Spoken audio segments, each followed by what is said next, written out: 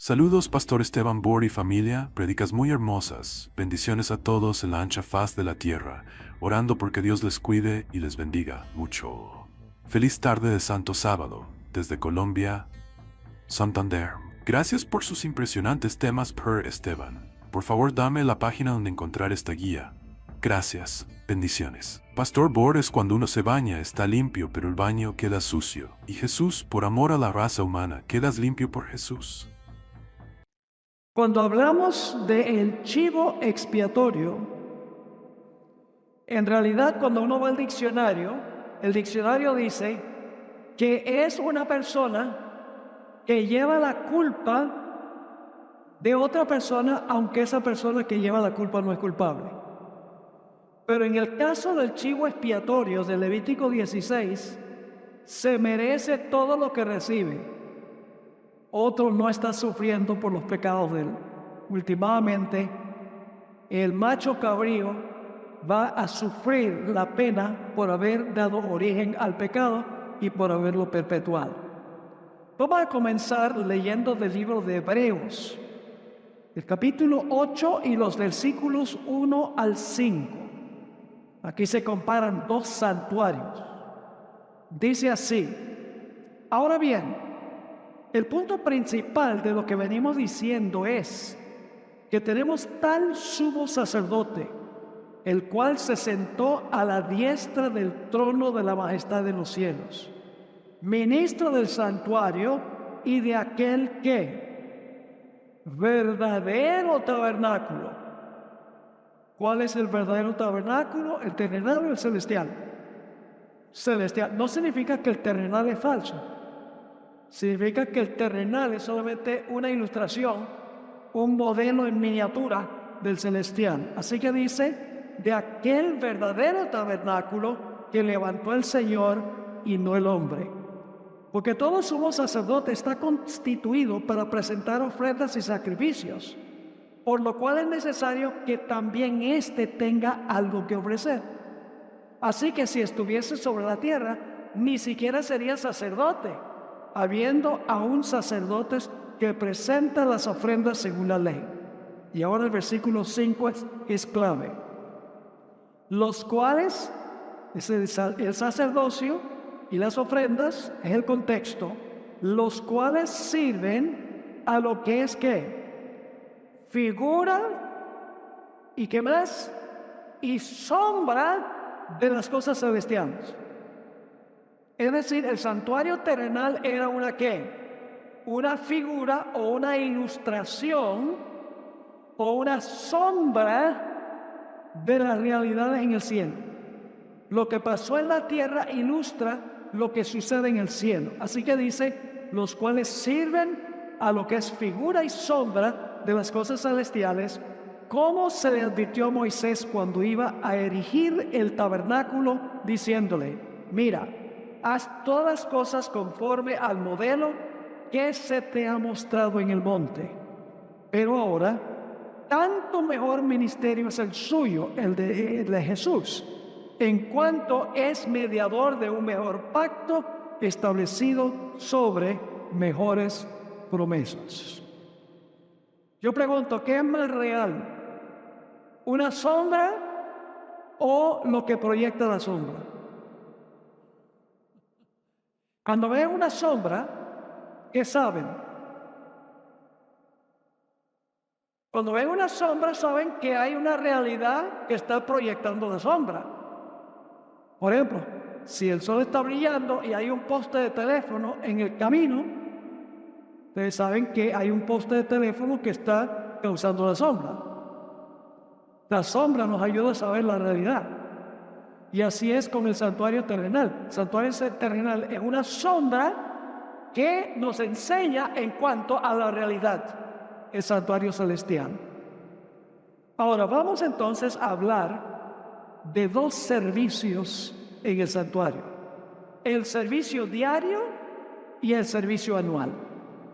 Estamos en la página 214. Hablemos del servicio diario. El servicio diario constaba de un sacrificio matutino y un sacrificio vespertino. estos son los elementos claves. El pecador era culpable y como era culpable, merecía ¿qué? Merecía la muerte, porque la paga del pecado es muerte. ¿Podía el pecador escapar de la sentencia de muerte? Sí podía escapar. El pecador, y en algunos casos el sacerdote, traía un cordero. ¿Qué clase de cordero? Un cordero sin mancha. Ponía su mano sobre la cabeza de la víctima y confesaba su pecado sobre la cabeza de la víctima. De esa manera el pecado era transferido del ser humano pecador a la víctima.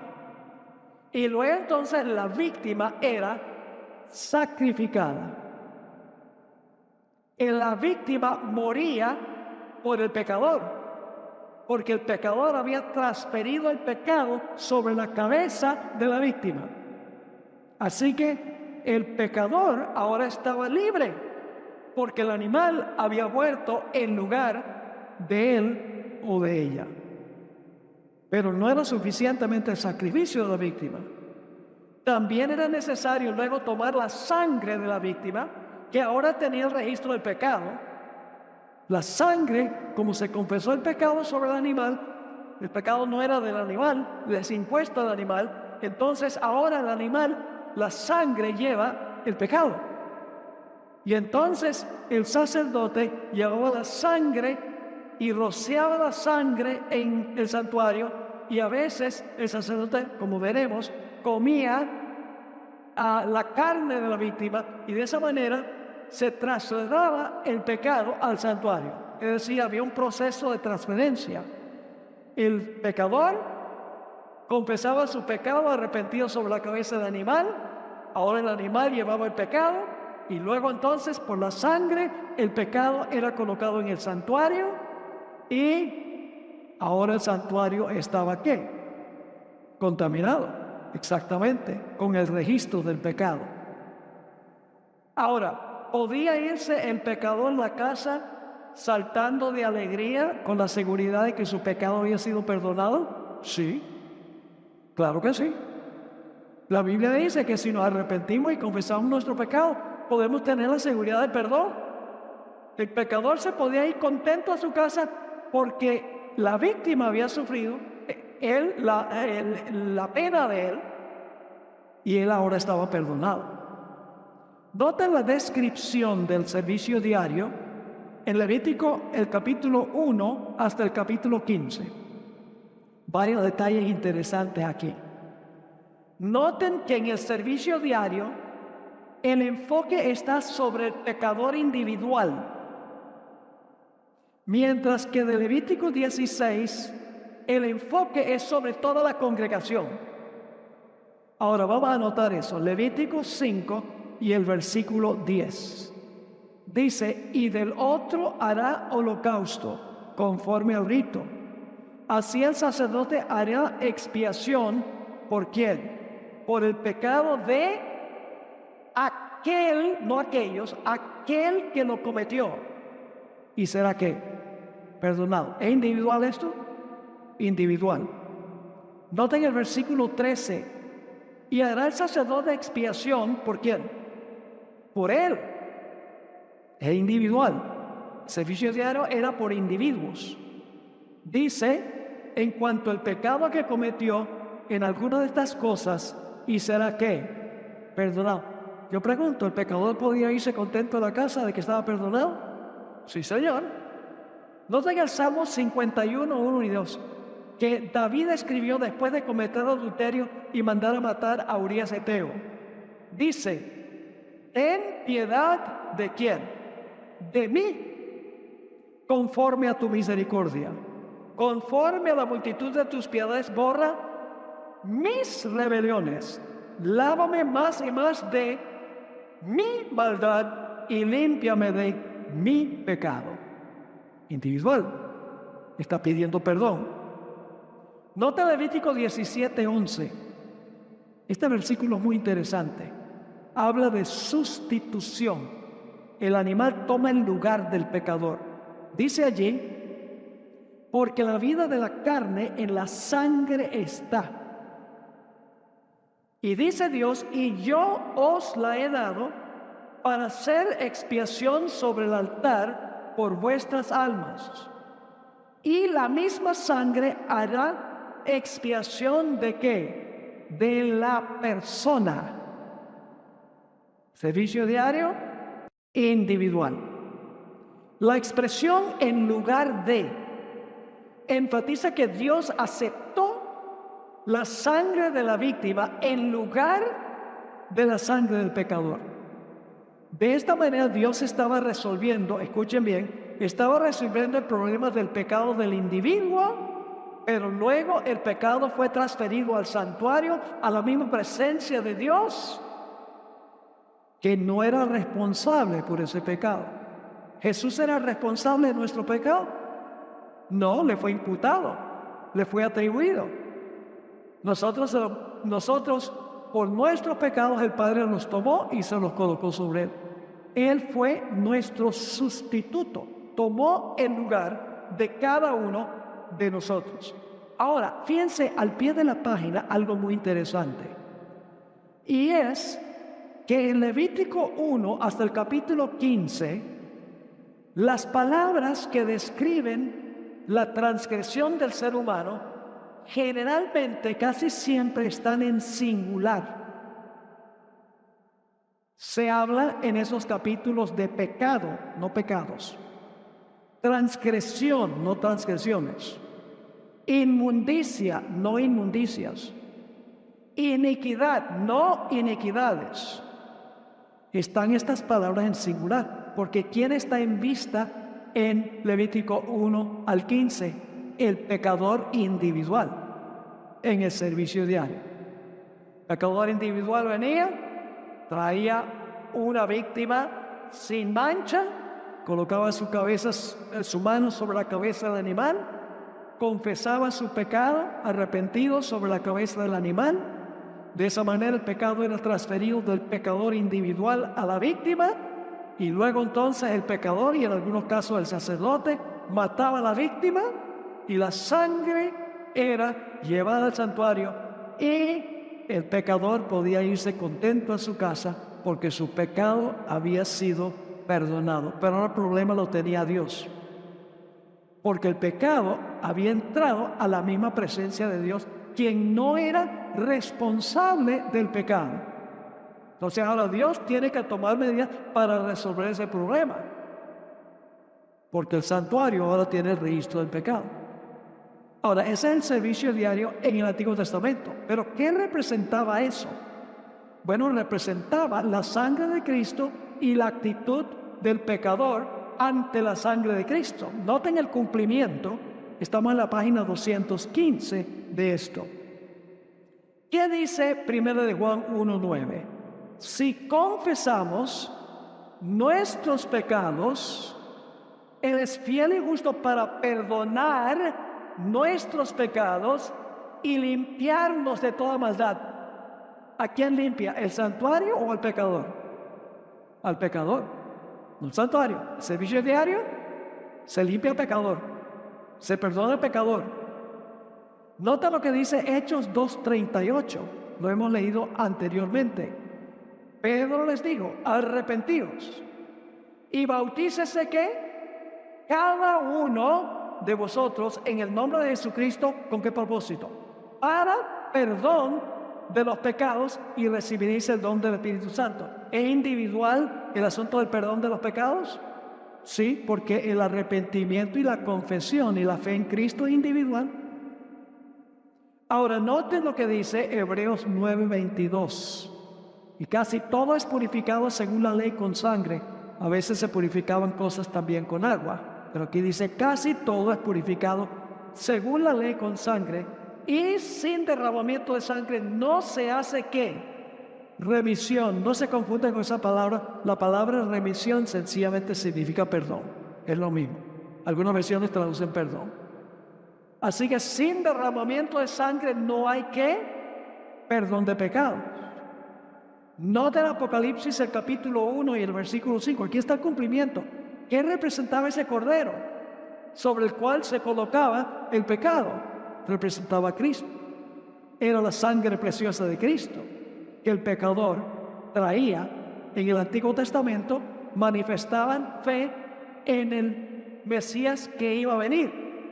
Nosotros manifestamos fe en el Mesías que ya vino.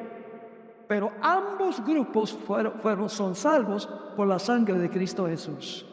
Dice en Apocalipsis 1:5, hablando de Jesús, al que nos amó y nos lavó, ¿de qué? De nuestros pecados en su sangre. Entonces, ¿a quién lava? ¿El santuario o a la gente? A la gente, muy bien. Noten Hechos 5:31. Dice, a este Dios ha exaltado con su diestra por príncipe salvador para dar a Israel arrepentimiento y perdón de pecados. ¿Perdón del santuario o perdón del pecador? Del pecador. Y Hechos 10:43 dice, de este dan testimonio todos los profetas, que todos los que en él creyeren recibirán ¿qué? Recibirán perdón de pecados por su nombre. Entonces, el sacrificio de la víctima en el Antiguo Testamento y el acto de colocar la mano sobre la víctima en la realidad representaba a Cristo Jesús, sobre quien nosotros colocamos nuestros pecados y como resultado recibimos perdón. Cristo es la realidad de todo lo que era sombra en el Antiguo Testamento. Ahora estamos en la página 215. Hubo una reunión muy famosa en Glacier View Ranch, en la conferencia de Rocky Mountain. Esto fue en la década de los 80. Se levantó un individuo con el nombre de Desmond Ford, con muchas ideas extrañas sobre el santuario y también sobre nuestra interpretación profética. Y él decía, esa idea de que la sangre contamina el santuario, dice que la Biblia dice que la sangre nos limpia de todo pecado. Entonces yo pregunto, ¿la sangre limpia o contamina? No es complicado, hermanos y hermanas. Limpia al pecador, pero contamina el santuario. ¿Me están entendiendo? Y algunos dicen, pero pastor, ¿cómo en el cielo, en el santuario, un lugar tan santísimo, cómo puede haber pecado allá? ¿Y saben lo que yo les respondo? Yo les digo, Jesús era santísimo. ¿Era santísimo Jesús? Bueno, es también, pero ¿era santísimo Jesús? ¿Pero cargó el pecado? Entonces, ¿cómo alguien tan santísimo como Cristo Jesús puede llevar el pecado? Pues, y si el santuario es santísimo, también puede llevar el pecado. El punto clave es que el pecado no le pertenecía a Cristo, ni le pertenece al santuario. Esa es la clave. Pero el pecado sí contaminaba al pecador. Y cuando entra al santuario, contamina el santuario.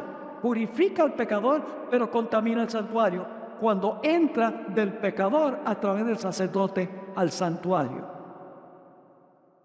Noten lo que dice Hebreos 7, 26 y 27. Estamos en la página 216. Hebreos 7, 26 y 27 dice, porque tal sumo sacerdote nos convenía. Hablando de Jesús, santo, inocente, sin mancha, apartado de los pecadores y hecho más sublime que los cielos, que no tiene necesidad cada día, como aquellos sumos sacerdotes, de ofrecer primero sacrificios por sus propios pecados y luego por los del pueblo, porque esto lo hizo una vez para siempre, ofreciéndose a sí mismo. Noten 2 Corintios 5, 21, lo leímos en otra lección. Dice allí lo siguiente: al que no conoció pecado, ¿Jesús conoció pecado? No. Al que no conoció pecado, ¿qué sucedió? ¿Quién lo hizo? El Padre. Al que no conoció pecado, lo hizo pecado, por nosotros lo hizo pecado, para que nosotros fuésemos hechos justicia de Dios en él.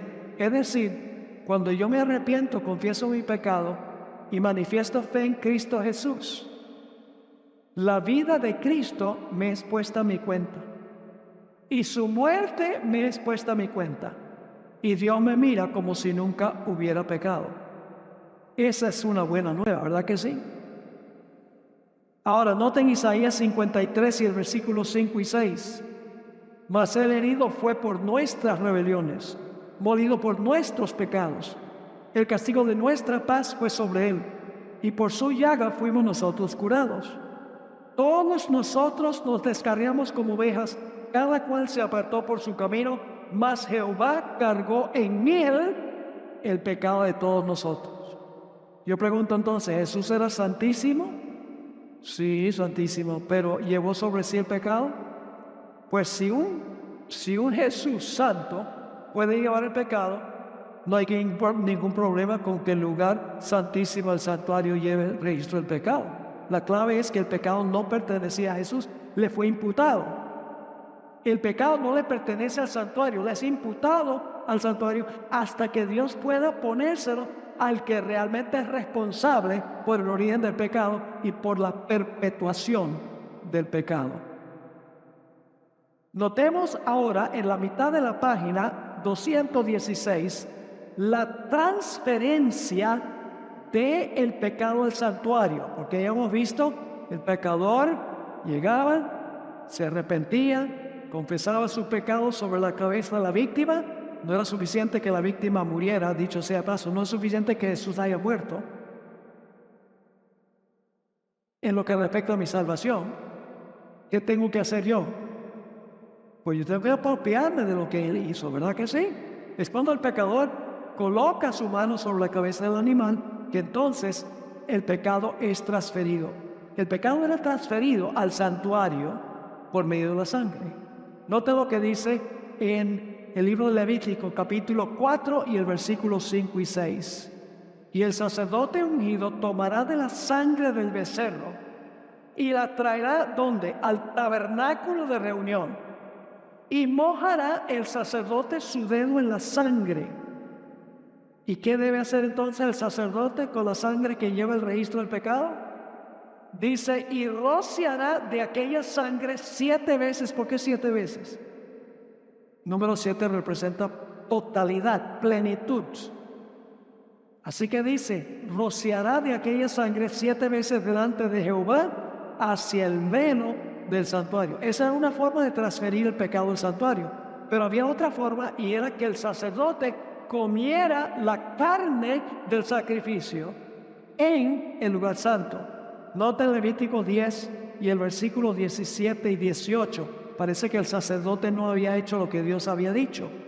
Y por lo tanto Dios dice, ¿por qué no comisteis la expiación en el lugar santo?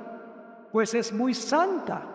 Y la dio Él a vosotros para llevar la iniquidad, para llevar la iniquidad de la congregación, para que sean reconciliados delante de Jehová. Ved que la sangre no fue llevada dentro del santuario, y vosotros debíais comer la ofrenda en el lugar santo como yo mandé. Así que 2 formas de transferir el pecado del pecador al santuario: por medio de la sangre y por medio del sacerdote comer la carne de la víctima.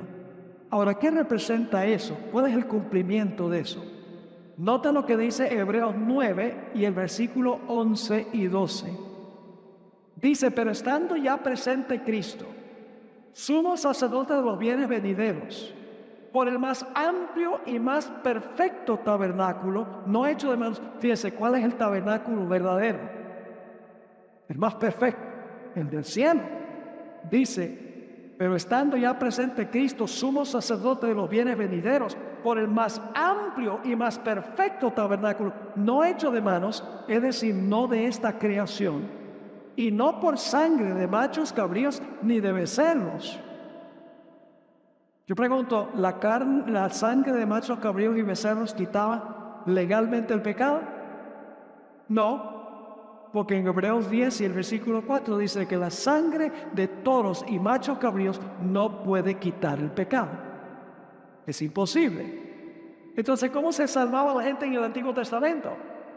Cuando sacrificaban el animal, eso era una sombra que nos apuntaba ¿a dónde? a la realidad que proyectaba la sombra, que era la venida de Cristo Jesús. Así que dice, y no por sangre de machos cabríos ni de becerros, sino, ¿por qué? Por su propia sangre. Entró una vez para siempre, y aquí viene una traducción problemática. En realidad, en el original dice, entró a los lugares santos. Para siempre, habiendo obtenido, ¿qué cosa? Eterna redención. Así que hemos descrito el servicio diario. ¿Les queda claro el servicio diario? ¿Quiénes estaban en el enfoque en el servicio diario? Los individuos, ¿verdad? ¿Qué era el proceso de transferencia? Del pecador a la víctima, y a través de la sangre de la víctima al santuario. Pecador queda limpio, el santuario queda ¿qué? Contaminado. Y si está contaminado, ¿qué es necesario hacer? Pues purificarlo. Pues Dios no va a tener un santuario sucio por la eternidad. En algún momento hay que purificarlo. Ahora vamos a mirar en la próxima página algo en cuanto al registro del pecado en el lugar santísimo. La sangre de la víctima era contaminada por el pecado. A través de la sangre, el pecado era transferido al santuario y el santuario quedaba contaminado. Debido a que el santuario estaba contaminado, necesitaba ser ¿qué? Purificado. Ahora este detalle es muy importante. Los pecados perdonados. ¿Qué clase de pecado? ¿Habían sido perdonados los pecados? Sí. Los pecados perdonados, pero igual eran pecados, eran transferidos al santuario. ¿Por qué razón? Porque el pecador se había ¿qué? Arrepentido, confesado y confiado en la vida y la muerte de Cristo. La sangre cubría los pecados confesados. Pero yo les pregunto, ¿creen que había algunos en Israel que iban con lágrimas de cocodrilo? ¿Les parece? ¿Entienden la expresión? Que no estaban en verdad arrepentidos, pero fueron y confesaron igual. Lo sabía. Si yo pregunto, ¿en algún momento había que hacer una distinción entre los que en realidad eran sinceros y los que no? Sí, señor. Ahora escuchen bien. Sin embargo, el registro de los pecados perdonados era transferido al santuario. El pecador ya no tenía el problema, pero la sangre llevaba el registro ¿de qué? Del pecado, y por lo tanto se contaminaba el santuario. El rocío de la sangre en el velo equivale a los pecados perdonados que están escritos en los libros del cielo. Yo pregunto, cuando nos arrepentimos y confesamos los pecados, ¿Dios escribe en el libro perdonados, sí o no? Sí, por medio de la sangre. Dios guarda un registro de nuestras obras, de nuestras palabras, de nuestros pensamientos y las cosas secretas. Ese es el registro del pecado en el Antiguo Testamento que se introducía al lugar santo. Con la sangre representa nuestras acciones, nuestras palabras, etcétera, que entran al santuario y son registrados ya no en un velo, sino son registrados ¿dónde? En los libros. El registro del pecado está en el santuario a través de los registros de la vida de cada persona. El santuario asumía la culpa del pecador hasta que se pudiera colocar la responsabilidad sobre el que verdaderamente era responsable por el pecado. El pecador quedaba limpio, pero el santuario quedaba profanado. Solo los pecados que entraron en el santuario a través de la sangre fueron limpiados del santuario. ¿Algún pecado que no entró al santuario por la sangre en realidad era borrado del santuario? No.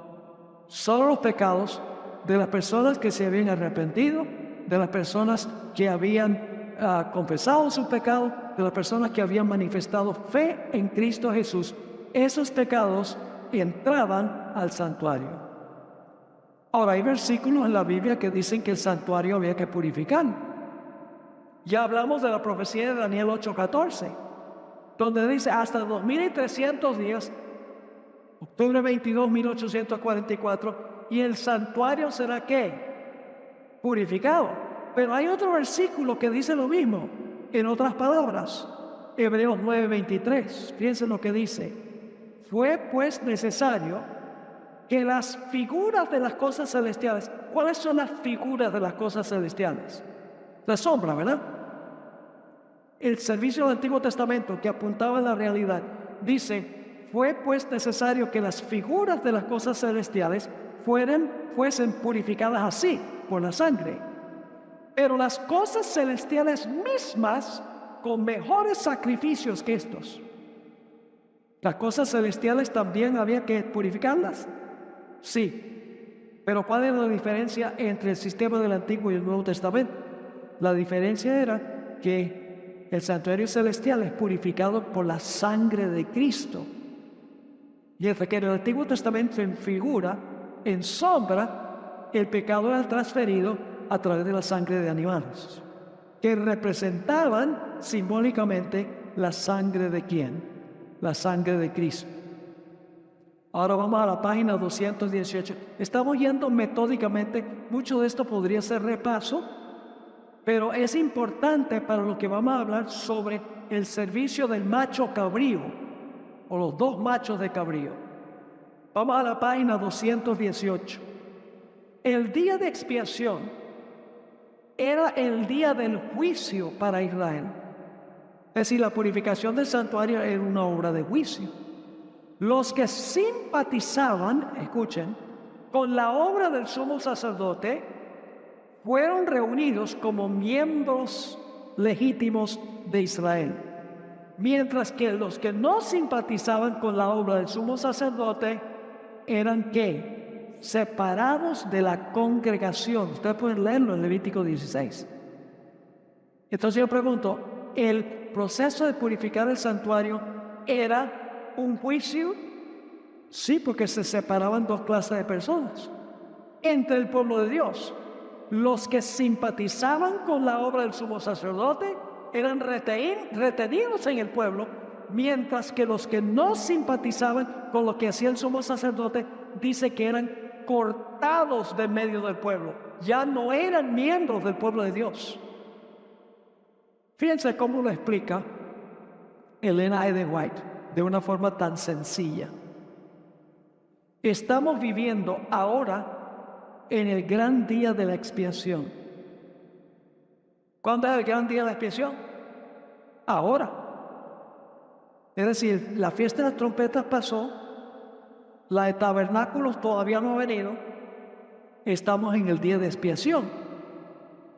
Cuando en el servicio simbólico, ahora va a hablar del servicio del Antiguo Testamento, cuando en el servicio simbólico el sumo sacerdote hacía la propiciación por Israel, todos debían ¿qué cosa?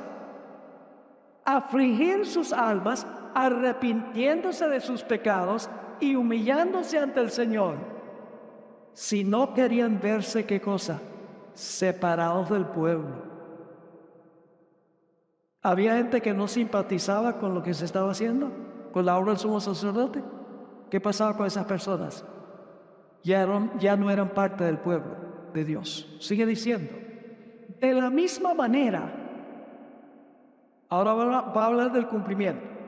De la misma manera, todos los que desean que sus nombres sean conservados en el libro de la vida, deben ahora, en los pocos días que les queden de este tiempo de gracia, ¿qué deben hacer? Afligir sus almas ante Dios con verdadero arrepentimiento y dolor por sus pecados. Hay que escudriñar honda y sinceramente el corazón. Hay que deponer el espíritu liviano y frívolo al que se entregan tantos cristianos de profesión. Empeñada lucha espera a todos aquellos que quieran subyugar las malas inclinaciones que tratan de dominarlos. La obra de preparación es obra individual. No somos salvados en grupos. La pureza y la devoción de uno no suplirá la falta de estas cualidades en otro.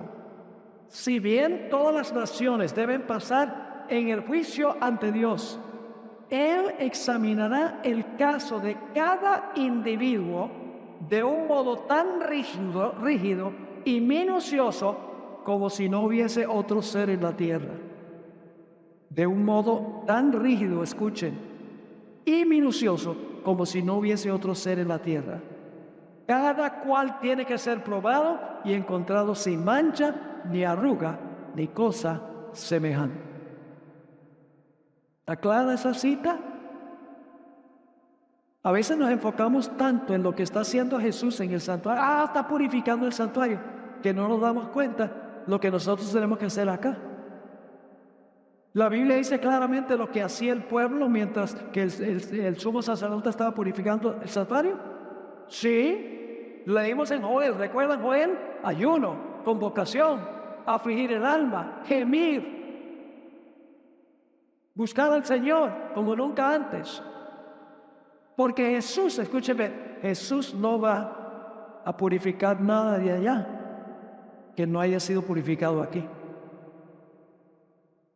Así de sencillo es. Ahora escuchen. La ceremonia del día de expiación, estamos al pie de la página 218, tuvo lugar en la puerta del tabernáculo. Esto es muy importante. ¿Dónde estaba el macho cabrío del Señor y el macho cabrío Azazel? Estaban no en la carpa, no estaban en el lugar santo, ni en el santísimo. ¿Estaban dónde? En la puerta del tabernáculo, en el atrio. Ahora yo pregunto, ¿qué representa el atrio? El atrio representa el ministerio terrenal de Jesús. ¿A dónde murió Jesús? En el altar. ¿Quedaba dónde? En el atrio. ¿A dónde resucitó Jesús? En el lavacro. ¿A dónde estaba el lavacro? En el atrio del santuario. Es decir, que los dos machos de cabrío estaban a la entrada del tabernáculo, no dentro, sino en la pura entrada del tabernáculo. Noten lo que dice Levítico 16 y el versículo 7. Después tomará los dos machos cabríos y los presentará delante de Jehová a la puerta del tabernáculo de reunión. El atrio representa la tierra, donde derramó Cristo su sangre, en la tierra. ¿A dónde se va a colocar la responsabilidad del pecado sobre Satanás? En la tierra. Muy importante. Ahora, hay un punto vital, y es que en el día de expiación Jesús no tiene que morir de nuevo. Vamos a leer el último párrafo. El aspecto sacrificial del día de la expiación ocurrió ¿dónde? En la cruz. La sangre que ofrece Cristo en el día de expiación es la sangre que Él ofreció en la cruz. Él no muere de nuevo en el día de expiación. La sangre que Él derramó es la misma sangre que purifica el santuario. Es decir, la sangre que Jesús derramó en la cruz limpia el santuario celestial en el día de expiación. Sin embargo, escuchen bien, la aplicación de la sangre que limpia el santuario no tuvo lugar en la cruz. La aplicación comienza a fines de los 2300 días. Es decir, el sacrificio ocurrió hace 2000 años, pero la aplicación de la sangre en el día de expiación ocurre a partir del año 1844. El propósito del juicio no es informar a Dios, porque Dios en su infinita omnisciencia conoce el registro de cada persona.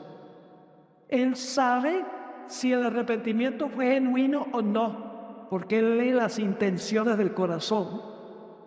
El propósito del juicio o de la purificación del santuario, el proceso de ver quién tiene el derecho de tener sus pecados sacados del santuario, esa persona tiene que haber sido genuina. Y Dios sabe si fue genuina o no, pero los seres celestiales no lo saben. Los ángeles no son omniscientes. Los representantes de los mundos no son omniscientes. Imagínense ustedes, en el cielo estará Saulo de Tarso. ¡Wow! Era matón.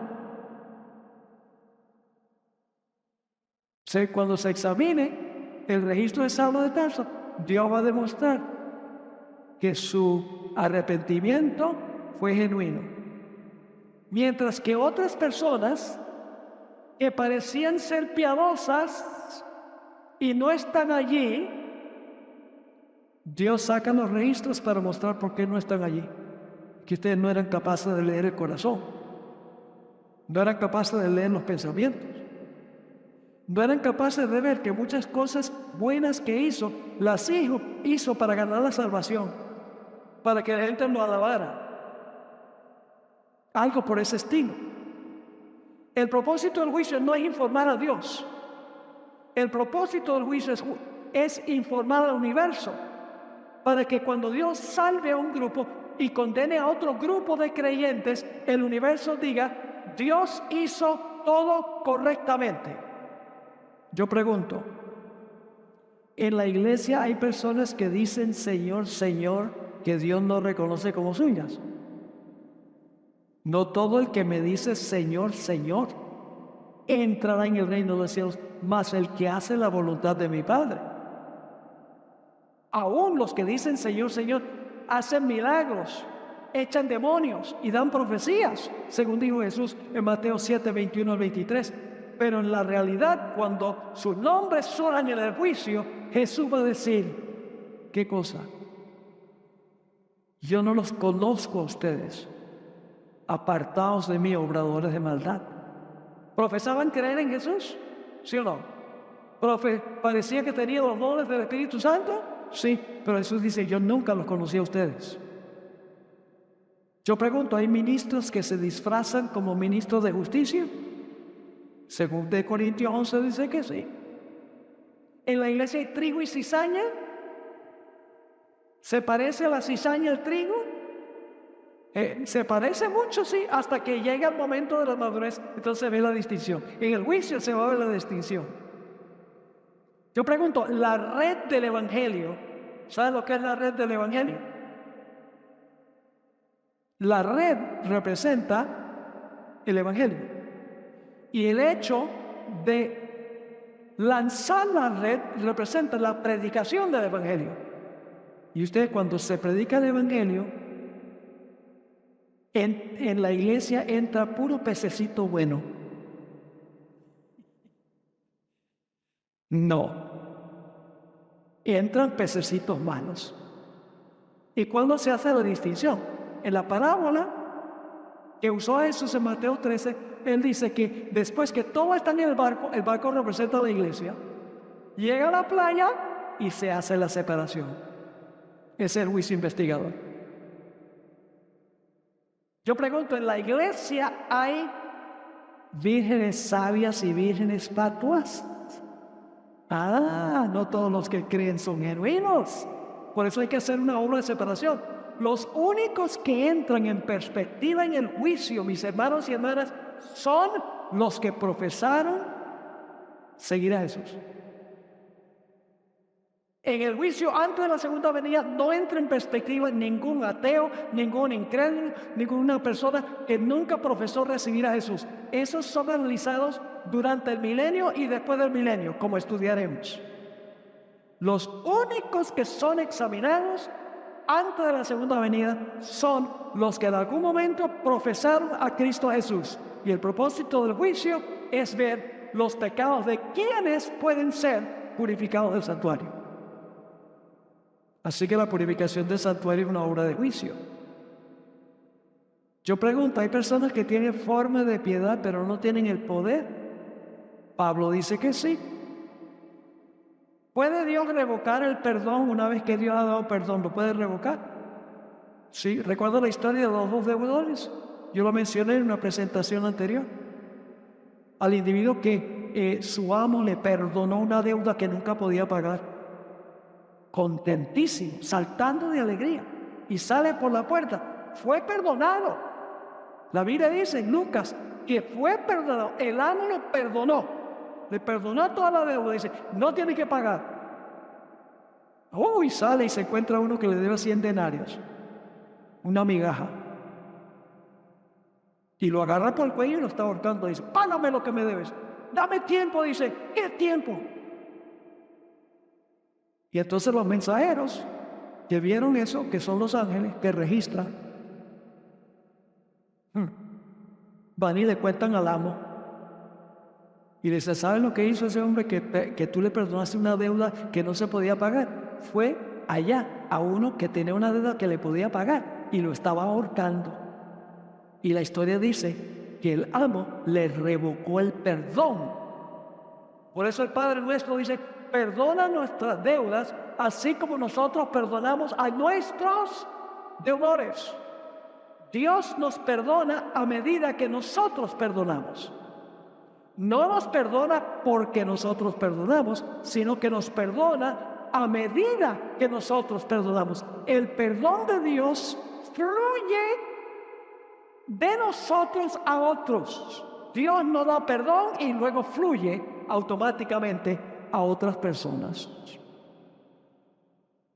Algunos han pensado, estamos en la página 219, algunos han pensado que Azazel, el macho cabrío, no del Señor, es solo una designación para Cristo, quien llevó la iniquidad de todos nosotros. Esto no es posible, porque en el sistema de fiestas hebreas, la Pascua de la primavera temprana representaba la muerte de Cristo. La Pascua era la primavera, ¿verdad que sí?